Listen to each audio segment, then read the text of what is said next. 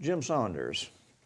There's some other races beside governor that are very important nationally and locally, and those are some of the races for Congress. We've got 27 congressional seats, and of course, if the House of Representatives congressionally go to the Democrats rather than Republicans, and according to what I've been reading, the Democrats need to net 2 of those and not lose any, and 2 seats that are being watched very carefully are up here in the Panhandle in District Number 2, featuring Democrat Gwen Graham, the daughter of former Governor and Senator Bob Graham, and the current incumbent Republican Steve Sutherland, and then down in number 13, where Bill Young, longtime Republican, recently died.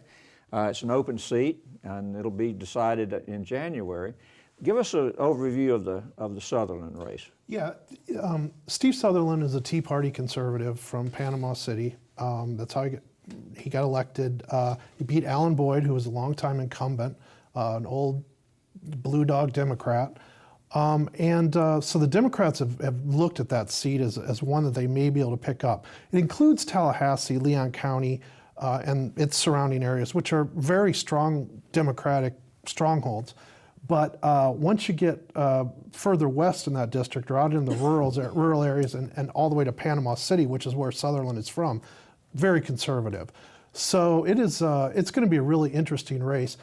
Gwen Graham has the name, although she's never run for a race, seat like this, she is the daughter of Bob Graham. So, Bob Graham still is a sort of magical name for a lot of people in Florida politics. So, but I think she's got an uphill battle. I mean, she's taken on an incumbent who's going to have a lot of money. The national Republicans know they have to hold on to this seat.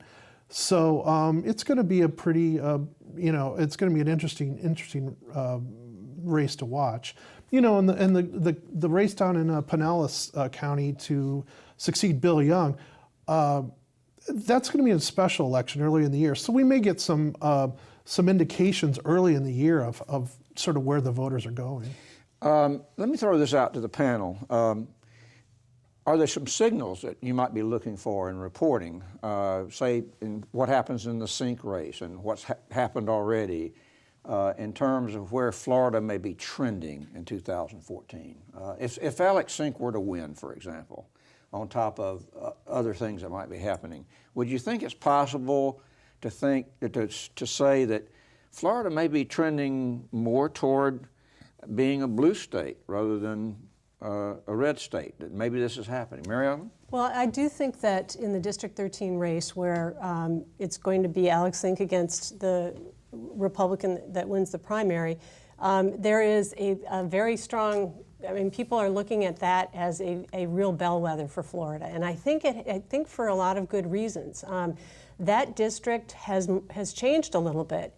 There have been 2 recent elections where there has a special legislative election just last fall elected a Democrat fulfilling a state House seat that was held by Mike Fasano, longtime Republican-held seat. The mayor of St. Pete recently just elected, also a Democrat in a seat that previously been held by Republicans. That district is changing. Now, does that mean that there is more to learn for the rest of the state? I think on some issues. We'll see how it will play out on the Obamacare question. I think that the Democrats are confident that supporting Obamacare works for them in a general election, but Republicans feel exactly the same way. They think that they can use that issue against Alex Sink. So, for example, Charlie Crist continues to defend Obamacare. I think he thinks the poll numbers show that's a good place to be, and Republicans continue to attack it because they think the poll numbers show people are increasingly seeing Obamacare as unpopular. So how this goes in this particular race may be a bellwether for the fall. Steve, Obamacare. Marilyn just brought it up. It's something I wanted to explore in a little more detail. Is it going to be a profound issue cutting across a number of races in Florida? Yes, and I think it's not just Obamacare. To me, it's President Obama himself. Let's be honest. He's not doing well. That botched website, his popularity in the last couple of polls in Florida, his poll numbers are pretty bad. The District 13 race we're discussing in Pinellas County has almost an equal number of Democrats and Republicans. It's an ideal laboratory to answer some of these questions. The interesting thing is for Alex Sink, when she ran for governor in 2010 and narrowly lost to Rick Scott, remember, she kept her distance from Barack Obama. That was a midterm election for Barack Obama. His poll numbers weren't doing well then either.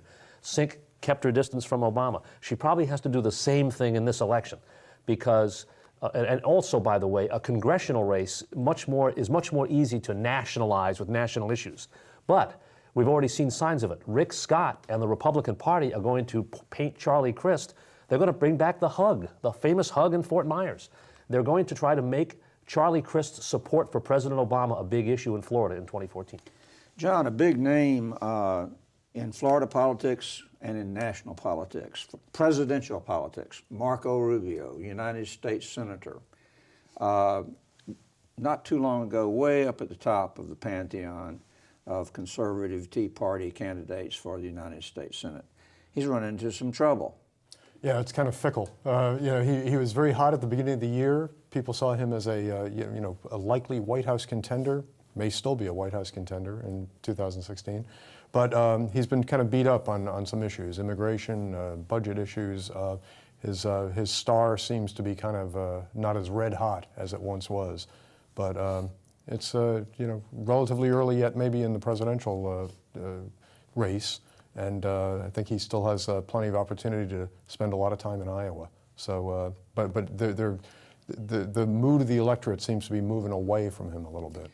Does it seem to any of you that he is scrambling like heck right now to try to get, Jim, you're nodding your head, that is he a little bit desperate because of the immigration issue, that he's moving to be very conservative on other issues like budget, for example, or whatever?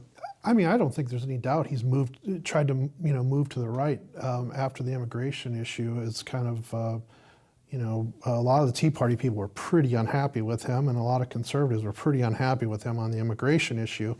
I don't think there's any doubt he's moved to the right. One of the recent examples was on this budget deal before it was even, printed. Probably he was already criticizing. He hadn't read it, but it was, the conservatives were already up in arms, and he was leading the charge on that. So, Mary Ellen, Jeb Bush, any chance 2016 we're going to see a resurrection of that name in presidential politics?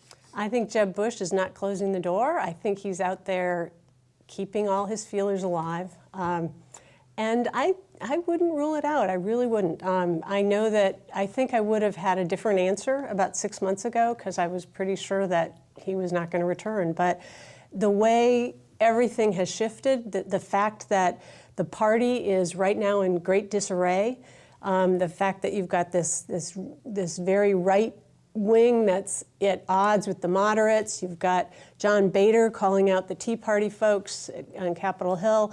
There is one person that can kind of straddle both divides, and that is Jeb Bush. And unlike Chris Christie, I think that he has resonance in both places, and for that reason, he may be able to have his star rise a little higher. Steve, let's shift gears for a moment.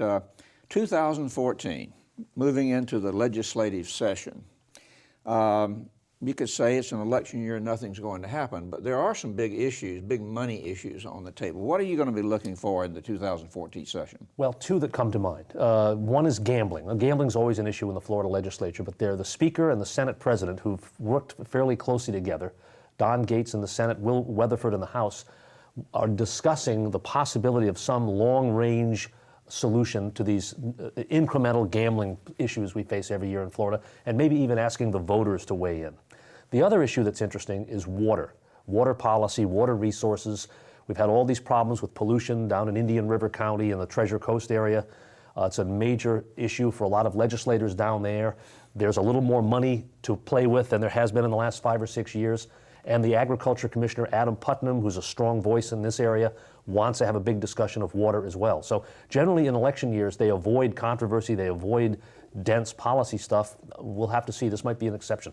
One thing that could have political consequences is they got about $1 billion they're anticipating in excess revenue over expenses they can play with this year. Mary Ellen, how might that come into the political discourse this year? Oh, it's easy. This is a Republican legislature, and they're going to give at least $500,000, if not more, in tax breaks. The governor's already announced repealing the law that the Republican legislature and then Republican Governor Charlie Crist signed that increased the auto license tags and auto fees.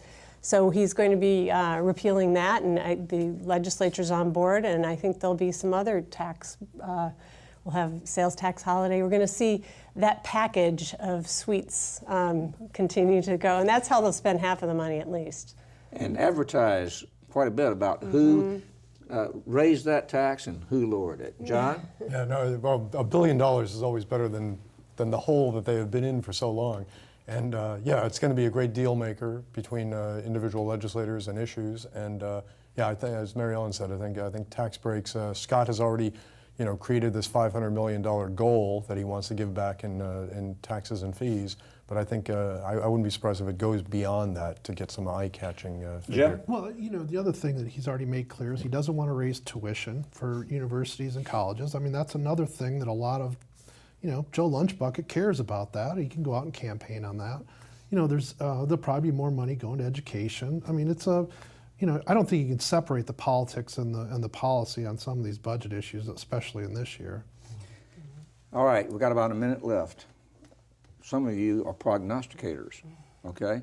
Could there be some surprises? If you could say, what would a surprise be that could jump into the scene in 2014? What would it be?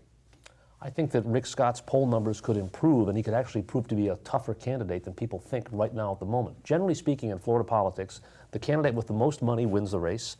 The incumbent wins more time than not. And in an off-year election, we've seen a lot of history, they tend to favor Republicans. Republicans tend to get their base voters out better than Democrats. So I'm saying that there's certainly an even chance that Rick Scott's fortunes could improve. Okay, anybody else? Well, I'll throw out a counterweight to that. You could see a situation where if Rick Scott's poll numbers do not improve by sometime in the early part of 2014, he is tapped on the shoulder and leading Republicans ask him to withdraw from the race and find a replacement candidate. What a surprise. That would be a surprise, and it would be. That's interesting. But I think if the poll numbers don't work for him, the party doesn't want to lose power. We'll end on that. Thank you so much.